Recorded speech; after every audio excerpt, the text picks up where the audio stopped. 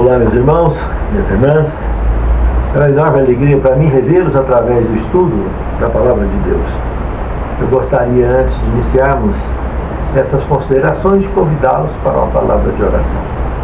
Senhor Deus, muito obrigado, Senhor, pela nossa vida, nossa saúde, pela oportunidade de podermos abrir a Tua Palavra e buscar nelas o sustento para a nossa fé.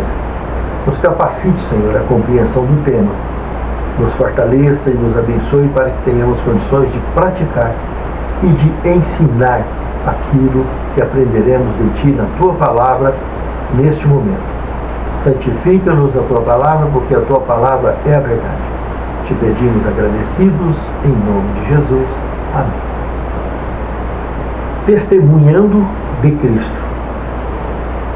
Temos aqui um texto do profeta Isaías, muito interessante, olha. Isaías 50, verso 4.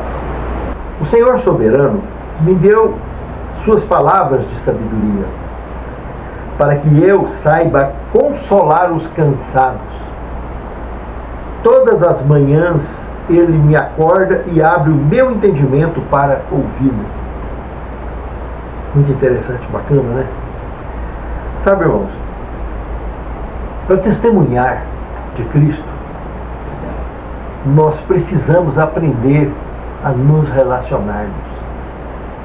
Relacionamento é a base do evangelismo.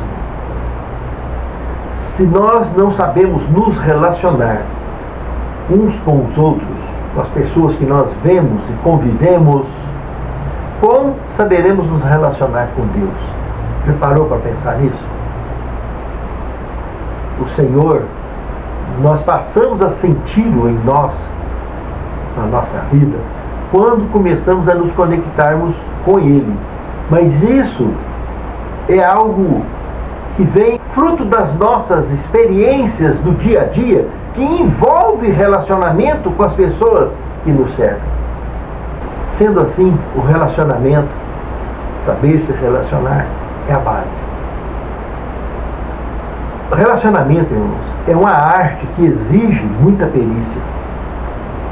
Se nós não aprendemos a prestar atenção nas ações nossas e dos outros, na movimentação da vida do dia a dia, para nos relacionarmos melhor uns com os outros, como conseguiremos nos relacionarmos com Deus que nós não estamos vendo? Para vê-lo um dia, eu tenho que senti-lo em mim. E jamais eu vou conseguir sentir o Senhor em mim se eu não aprendi a me relacionar com quem Ele ama. Por isso a missão do ID é fundamental. Cristo nos envolveu nessa missão, porque o propósito dele é salvar. O plano da redenção é para redimir aqueles que caíram, e nós fazemos parte desse grupo. E para que eu possa alcançar a minha redenção, quando eu digo que eu aceito a Cristo e o seu sacrifício, eu estou aceitando também a missão de testemunhar dele para as pessoas que estão à minha volta. Testemunhar dele, queira ou não, seja da forma mais simples ou da forma mais elaborada, é um ato de evangelismo pleno e absoluto. Nunca sabemos, na realidade, irmãos, como nossas atitudes podem impactar na vida dos outros. Deus sabe, nós não sabemos. Raramente nós ficamos sabendo porque alguém conta isso.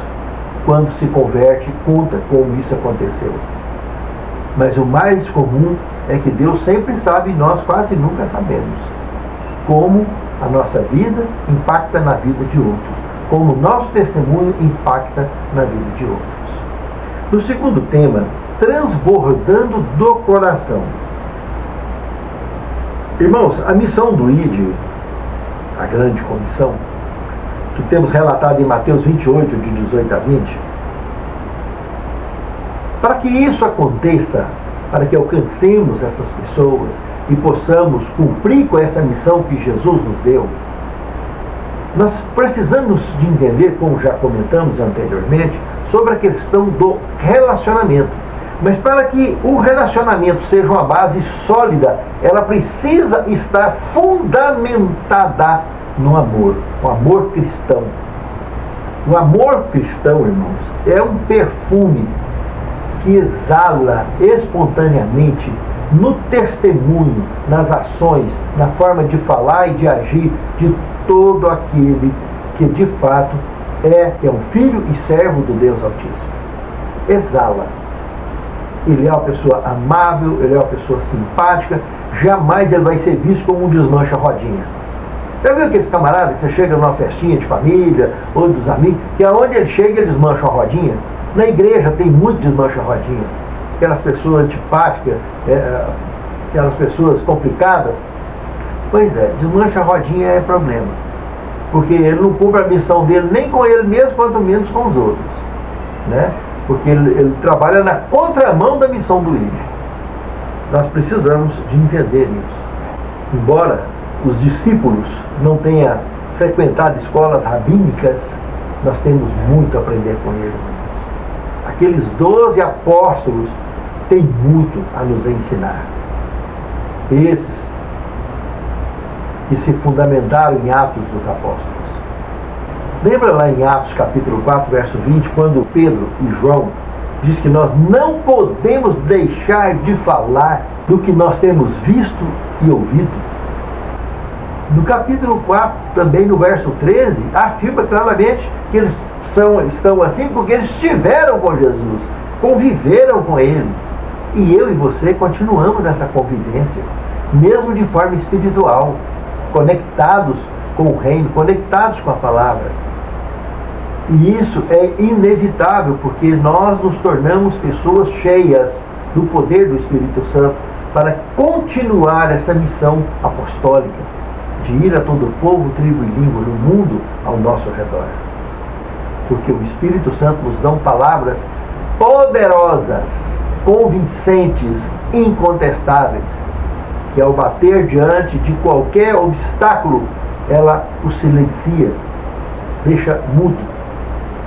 Entende? Por quê? Porque há um divino que vem do Senhor. No terceiro tema, sem imposição, mas com poder. Aqui é um ponto da lição, fundamentado em diversos textos bíblicos, como 2 Coríntios 5,14, capítulo 9 de Mateus, verso 36. Irmãos, não adianta querer impor às pessoas, seja o ponto de vista seu, seja o ponto de vista bíblico, seja o ponto de vista religioso. Não tem fundamento nenhum isso. A verdade por si se responde. Irmãos, nós precisamos lembrar da orientação que Paulo deu um dia aos infantes dai leite e aos adultos comida sólida. Há muita diferença quando você está evangelizando alguém que foi mal evangelizado, que foi fragilizado do ponto de vista bíblico, tem verdades fragilizadas no que ele aprendeu. Essa pessoa, ela vai resistir, ela vai contestar, ela vai sempre argumentar baseado na educação religiosa ou bíblica que ela teve, com quem quer que seja que ela aprendeu, seja sozinha ou com outras pessoas. Agora, quando a pessoa já é um instrutor bíblico, tem um maior entendimento e é um rebelde com relação à verdade, o que seria um rebelde? É aquela pessoa que tem noção e a dúvida que ela tem, ela procura argumentar para si mesma que o ponto de vista dela está certo. Que o ponto de vista dela pode substituir a Bíblia. Chega, inclusive, nessas horas, a acreditar que isso talvez seja um erro bíblico. É algum tipo de tradução que não ficou bem sucedida. E aí ele vai enraizando, endurecendo o coração com esse tipo de conduta e pensamento. Esse vai ser sempre problema. A única forma, e que não adianta muita coisa, de derrubá-lo é num debate. Esse aí, debate já é debate, é bater de frente e pronto. E aí, biblicamente, ele vai perder o caminho de casa. E rarissimamente, irmãos, rarissimamente, fruto de debate, alguém irá se converter. Geralmente, quem promove os debates, promove para ver o circo pegar fogo e ele mesmo sobe em cima do muro e não desce de lado nenhum. E o sufoco fica para aqueles que estavam se debatendo com os temas selecionados. Esse tipo de indivíduo raramente vai se converter. Ele pode aceitar a argumentação, mas rarissimamente ele se converterá. Esse instrutor que se diz entendido, rebelde contra a verdade, que ensina verdades parciais. Agora, as pessoas que nós nos relacionamos dentro do evangelismo para ensinar a palavra, essas que foram mal instruídas, que foram mal evangelizadas, essas sim, o mais que resista, se você tiver amor em primeiro lugar, para conquistá-las, conquistar espaço na vida delas, para que você possa ter liberdade de evangelizar, lembrando a orientação de Paulo, de acordo com a maturidade espiritual que ele tiver, dando leite aos infantes e comida sólida aos adultos. Aí vai engrossando a papinha devagarzinho, você vai chegar onde precisa, porque o Espírito Santo garante a eficiência do corte, porque a espada do Espírito, ela corta até na medula da alma. Faz divisa até na medula da alma. Incrível. Mas sem imposição. E o que acontece na maioria das vezes? As pessoas, por ter conhecimento, já tantos anos de conhecimento bíblico, a hora que bate de frente com alguém que foi mal evangelizado, que não teve bastante estrutura em cima da verdade, ele quer desabar toda a sua experiência, toda a sua bagagem bíblica em cima dele, do dia para a noite. E vai bater de frente, vai esparramar com aquela alma. Ela vai correr e vai evitar aquele indivíduo, porque na cabeça dela aquele lá é um desmanche a rodinha. É uma pessoa antipática, que não respeita o limite ou o ponto de vista dela, ou não respeita a religiosidade que ela adquiriu até ali, não respeita a maturidade espiritual ou religiosa que ela adquiriu até ali. E vai quebrar o protocolo, vai quebrar o espaço, vai quebrar a abordagem e não vai avançar nunca mais. E dificilmente vai achar espaço para fazer alguma coisa. Vai achar espaço para evangelizar essa pessoa. Pense nisso, meus irmãos. Evangelismo é amor. E amor é respeito. Respeitar os limites. Evangelizar de forma gradual. E, fundamentalmente, formar uma relação de amizade. Como falar de Jesus? Eis a questão. Para sermos instrumentos nas mãos de Deus, precisamos demonstrar essa semelhança. Se Deus é amor, como que eu e você vamos demonstrar algo mais além disso? Entende, irmãos? Ser amável, educado, cortês é a forma mais fácil de abrirmos espaço na conquista de uma nova amizade. Essa amizade, que em muito breve, para a honra e glória de Deus, se tornará uma fraternidade em Cristo Jesus. A ser observado. O primeiro nós já comentamos, é ser amável. Um segundo passo, orar para que o Espírito Santo nos dê poder, que Ele abra a oportunidade para acessarmos essa nova amizade de forma íntegra e cristã.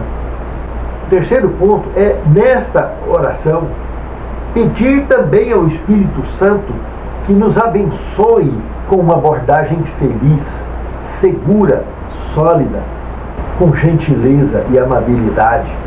Com esses atributos, você terá plena confiança de cumprir com a sua missão. Um quarto passo bacana de observar nisso aí é você também apresentar para outros irmãos de fé que possam, com a mesma credibilidade bíblica, acessar essa amizade também.